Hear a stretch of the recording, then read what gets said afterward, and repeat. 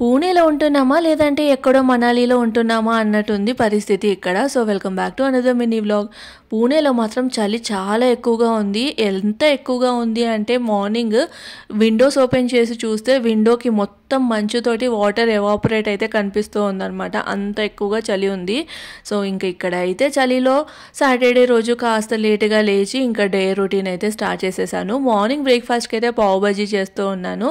ముందు రోజు చేయాల్సిన పావు బాజీ ఈ రోజు బ్రేక్ఫాస్ట్కి అయితే చేస్తున్నాను అనమాట. యాక్చువల్గా ముందు రోజు నా హస్బెండ్ మీటింగ్కి వెళ్ళుండే.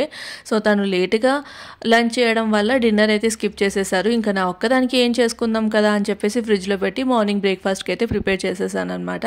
మంచిగా బ్రేక్ఫాస్ట్కి పావు బాజీ తినేసి టీ తాగేసి ఇక్కడ లంచ్కి అయితే అనపగింజలు వంకాయ వేసి కూర అయితే చేస్తున్నాను. చపాతీ అనపగింజలు వంకాయ కూర ఇంకా ఆమ్లెట్ అనమాట. ఇది ఈరోజు మా లంచ్. తర్వాత ఈవినింగ్ అయితే అలా బయటికి వెళ్ళి వడాపావ్ తిని ఇంటికి వచ్చేసాం.